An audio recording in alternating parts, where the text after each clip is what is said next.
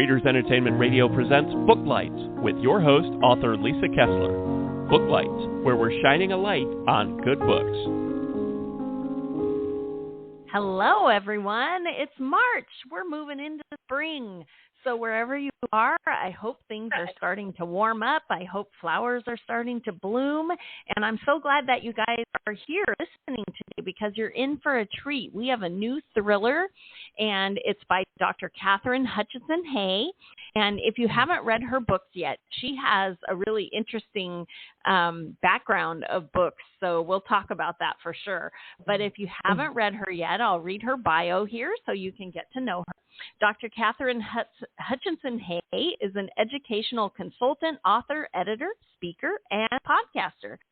She currently serves as a content editor and writing coach for Ironstein Media, where she's responsible for ensuring quality content. She also freelances as an editor and coach to help writers get their project ready for publication. Additionally, she works as a sensitivity reader for Sensitivity Between the Lines, providing feedback to ensure content is culturally sensitive and inclusive. As a review board member and contributor to Inkspirations, an online magazine for Christian writers, Katherine actively supports and encourages aspiring writers to hone their skills and pursue their passion. She regularly blogs for The Pen, the Right Conversation, the EFA newsletter, and the BRMCWC blog. And she has also published her writings in Guideposts. She hosts her own podcast, Murder, Mystery, and Mayhem Laced with Morality, and is the co-host of the WordweaversInternational.com live podcast Open Mic. Fifth of the Story is her first market thriller, and you can find out more about her and her books at her website. I did put a link right on the Blog Talk site if you're listening today live, or if you're listening later, you can click that anytime and find out more about her and all of her different projects. And I don't want to waste any more time. Are you there, Katherine? Yes, I'm so excited to be here. Thank you so much for the great intro. Oh, you're welcome. I'm so glad you're here because we were chatting before the show, but you have such an interesting story. But you do have a new book out, A Fifth of the Story, and it's your first thriller. Do you want to tell everybody all about it, why they should go grab a copy today? Yeah, I had a blast writing this book, and I was able to write the things that I love to read. I'm not really a chick flick kind of a girl. Sorry guys, if you're into that. But I love the thriller. I love mysteries. I love psychological suspense. And so it was a book I wanted to read. And I was also able to add lots of realism to it because I was able to draw from my husband's career. He worked in the intelligence agencies in the military, which is the DIA, which if you're not familiar with that, it would be the comparable to the CIA, but for the military. And so, yeah, and so this book, it's not just a story about the CIA and the FBI, but it's also a story about what happens if we're, with homeland terrorism. And we've been seeing quite a bit of that on U.S. soil, just being worried about our own turning against us. And also, it's about loyalty, about themes of loyalty and friendship, things that are really important to me. I love that. Where did you maybe, read from the headlines? What sparked the idea for this story? Because it's really different from the other things that you've published. Yeah, so I come from a background of nonfiction. I was a principal for many years. I guest lectured for my former doctoral program, wrote lots of things for the educational arena. But I wanted to segue. And then I also I continued to write devotionals. I maintain a blog, a team of bloggers actually, and we put out weekly devotionals with encouragement. And we also published a book. It was called Focus, 45 Devotionals to Keep Jesus in the Picture. We just published that in December of 2023. And then my first book was God's Little Black Dress for Women, How to Put on the Full Armor of God Without Losing Your Femininity. That was published in 2016. And outside of that, I also write for tons of magazines and things of that nature, but usually in nonfiction. So this was very different from what I usually do. Yeah. Well, was it a story that demanded you tell it, or how did it all come to be? Because it is really different from what you've been doing. Right. So it was. So I've been seeing a lot of extremism, and I knew quite a bit about extremism because of what my husband did, and a lot of what the military does is they're kind of similar to the CIA. As if people don't know, the CIA they're not truly active on U.S. soil. They're more looking out, like in other countries and other spaces, to see how to protect the United States from harm, right? From right. The bad guys. And so I knew about extremism and how, we saw how extremism affected people when we saw 9/11. Right. We saw that. And then we saw, you see different forms of extremism when we saw issues with like the Proud Boys and unfortunate things that have happened. People have gotten killed, and how volatile and frightening it is, and things that are happening on U.S. soil that I don't think we ever imagined would happen. We think of it in terms of other countries. When we think terrorism, we think about people coming in to harm us. But I saw such a dangerous uptick in things that United States citizens were doing to each other because of their extreme beliefs. Right. And so there was a story I wanted to tell about, kind of like, wake up, people. We have to start looking at each other and what is happening, why we are so divided and becoming so volatile to each other. Mm-hmm. And when you set out to write this, I don't know if you're a plotter or a pantser, but did the book surprise you? Did it turn out the way that you were planning, or did it take a turn and you were like, wow, okay? Yeah, it really shocked me. I'm a former plotter turned pantser. Oh, nice. Welcome. I'm a pantser as well. Okay, awesome. Writing without a net. Yes. So I guess I'm sort of like a plantser. So there we go. I start out with the framework of the idea. I start out with, I know what's the inciting incident. I know all about the character's arc, and then the character begins to tell me more about himself, and it really blossoms. And I know how it's going to end sometimes. Because sometimes the ending surprises you as an author. And so I started out with the seed of an idea. What if you're in an organization and you're in these tight, incredible friendships, and then you start looking around and start thinking, wait a minute, maybe this organization, maybe these friendships aren't what I thought they were. And then how do you maintain integrity? How do you still have hope and trust in relationships in your country? That sort of thing. Okay.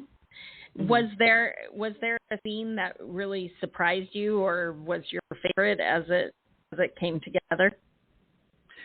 What surprised me were the secrets that my antagonist had. Now, he's a great guy, but I didn't know he had such dark secrets in his background. Like he's not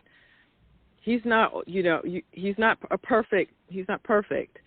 And then what really surprised me was how much I loved my antagonist. Like I didn't want him to be bad, but he had such an incredible backstory, and he was such a great person. And I just hated that he, succumbed to certain ideologies. He succumbed to his unfortunate upbringing. I hated that for him. So that shocked me that I felt so bad for my antagonist. I was just, And I was shocked that I liked the bad guy as much as I did. Right. And he was really bad. I mean, he was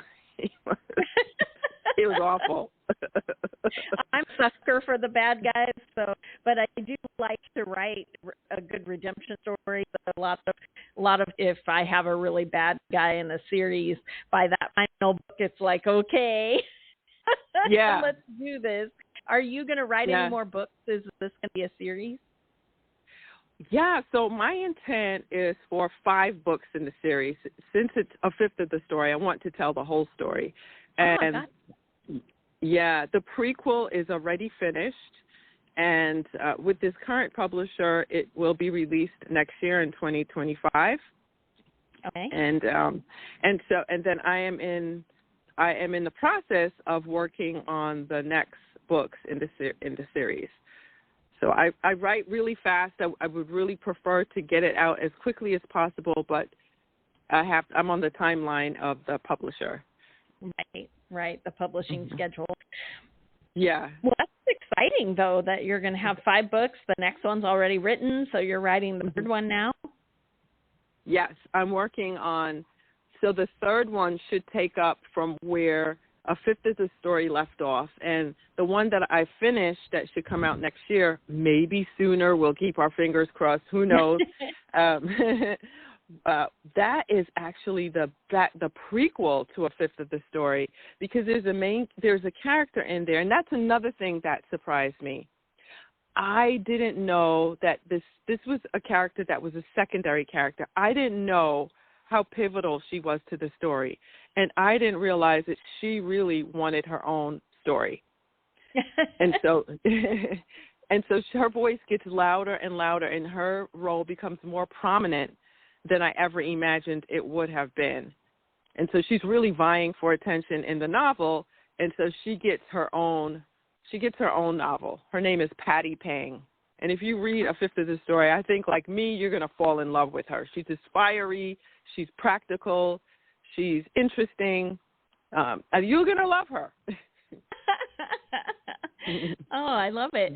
And I was going to ask you what the pivot was like for you, being a nonfiction author and writing articles and papers and things like that, to going into fiction. Were you constantly reminding yourself that you get to be God, anything can happen? You know, was it hard for you to make that shift? Yeah, so it wasn't as difficult as I thought, because I love short stories. So I've always written short stories. I study them. I absolutely love them. But then to turn that into a full book, that's a whole different thing. And my issue was to make sure that I was showing versus telling, because lots of times in nonfiction you're more telling, true. I feel. Right. Yeah. So yeah. You know, constantly had to work on making sure that I was really showing. Right. Mm-hmm. Yeah, I didn't even think about that. Yeah, in an article, you're telling someone, you know, the best ways to do something as opposed to showing them. Yes, exactly. Right. Mm-hmm. Well, how did you, I'm assuming that you had the podcast before you wrote the book, but I'm not sure. How did you get into the Murder, Mystery, and Mayhem podcast? Well, so I was in the process of writing a fifth of the story, and I just thought, I don't have any platform in this genre. Mm-hmm. And I would love to connect more with authors and experts in this genre. And I would also like to create a place for them to share, because I just see in the writing industry, many authors are being taken advantage of. I mean, I remember being contacted by a podcaster, and they were going to charge me $400 to be on their podcast, and things like that happen over and over again. Yeah. Don't do that, guys. Yeah, don't do it. Don't do it. Anything. Yeah, don't do it. Get on our shows. And I wanted to create a space that was a way for authors with no strings attached to come and have a quality space where they could share. And I I really work on, I could easily make this a full-time job in terms of the podcast because I invest in hiring a graphic artist, you invest in your software, you invest in the programs and apps in order to produce a quality show, and you're not charging anyone for it. Mm-hmm. So it's a cost in time and resources, and so I loved it, though. I'm so glad I did it because it really helped me as an author to hear the background and the stories of other authors in this same genre. And also to see that authors in general, because there are people who come on occasionally who are children's authors, or they write nonfiction, so they're outside of the genre, but I have them concentrate more on the process. And it helps to show that no matter what writing we're doing, there are many things that are similar. You know, the process of getting an agent, the process of putting together a book proposal, the process of preparing an elevator pitch, and all the things that have to do with being published successfully and building your platform. Oh, I love that. So this sounds like a great podcast for writers who are maybe just starting out, right? Writers. So I find that the demographic seems to be writers who are starting out, seasoned authors who want to hear about what another author is doing. And then you have the fans of the authors who check out the behind-the-scenes story about that particular author. And some of these fans are fierce. Like one time I was contacted by a well-known author, and he said, "Listen, my fans are upset because you pulled my episode." And I was like, "What? I didn't pull your episode." And when I went back, I saw that by mistake I had unpublished it. But I was so happy. I'm like, "Wow, you have some really you have some loyal fans that are calling me out." So that was amazing. I was like, "Wow, okay, so we have fans that are checking out these podcasts too." So I have to keep all of that in mind. Right. Well, what was your writing journey like? Because I saw that you have a bachelor's degree in English, which usually tells me, they want to be a writer, but then you kind of veered off into being a school principal and all kinds of cool things. Yeah. So what was your writing journey like when you decided, you know what, I'm going to write a book? Yeah, my writing journey took lots of turns. I knew that there was something there, because I remember being approached the chair of my high school the English department, and he had me meet with the other English teachers, and they were comparing me to Judy Blume at that time, and he was like, "We really think that you could write a book. We think there's so much promise and hope in you," and I just never forgot that. And then that was interesting to me because really I wanted to go into medicine. I entered college pre-med. My intent was to be a doctor. Right. And I was actually at the in the middle of my program when I found out that there were some accreditation issues with the program, and they wanted us to transfer to other colleges. I would have to start all over again, or I could switch majors. And so I've been getting so much feedback from my professors because at the time I was taking these really hard English classes because I loved it, not because I had to take it. And you should really come over to the other side. And so I made a snap judgment to just go into journalism and English.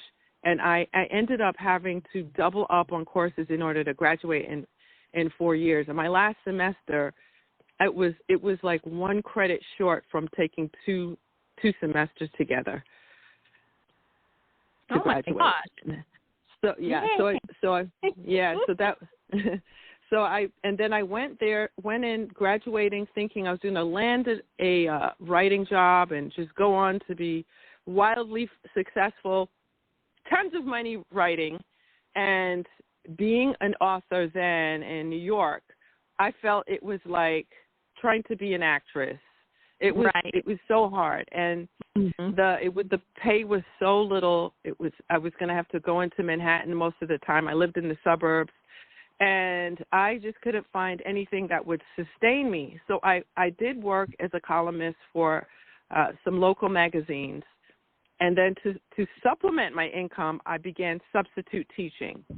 And that's when I fell in love with education and made the decision to get my master's in education. And then I got my doctorate in educational leadership and supervision. But my love for writing never left. I continued to write columns as a principal. And later on, after I had my last child, this is 16 years ago, I got really ill. And it was a combination of being ill, and then my husband was in the military, and he was being deployed. And he said, "Listen, we have to deploy and move anyway. You have to give up your job anyway. You've been so sick. Take this time, take a year off, and explore writing." And he built me a little office. We lived on military. Yeah, in military housing. I had an office in the laundry room with the litter box, the cat's litter box, and I would write after the kids were in bed or early in the morning, and that's when things really started slow. I started doing what I knew. I would write curriculum. I would write programs for Bible study programs for the military. I segued into writing curriculum for churches, and then one thing led to another. And I kept on building and building on the platform. And every year I kept on saying, I'm going back to the principalship. I'm going back. And finally, 2 years ago, I said, I'm not going back. I'm full time. I'm done. I love that. When you started writing this fiction book, did you go to writers' conferences? Did you find a critique group? Did you find an agent? How did you go about making that happen to see it published? Yes, I began going to writers' conferences because I was like, if I'm an author, and my husband kept on reminding me, he's like, if you are an author, you have to behave like an author. You have to take yourself seriously. So I began investing in attending writers' conferences. Best thing I ever did. I joined a critique group. I joined Word Weavers International. Fantastic. My first conference was Blue Ridge Christian Writers. It's like a long name, Mountain Writers Conference.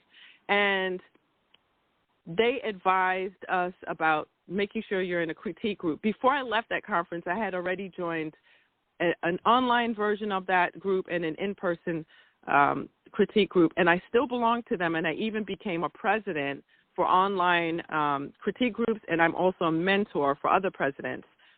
And so those are things that I highly advise. I did get an agent, and that was an interesting story because I actually had someone who I worked for. I freelance, and so it was a senior editor who had worked with me, and actually she actually went to different conferences, and she was speaking, telling people you should pick her up as a client. And I had an agent contact me, and so I signed with an agent. And then unfortunately, she was actually a doctor who did really well as an author, and took a break from what she was doing, and she went back to practicing. So I lost her. I lost my agent, but by then I already had.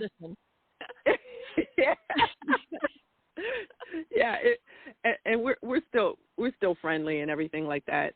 But I already had a publishing deal, and so I up in the air about do I need an agent? I guess you would need an agent if you want to go to like the big five. You can't just approach them unsolicited. So that's something I'll think about later on.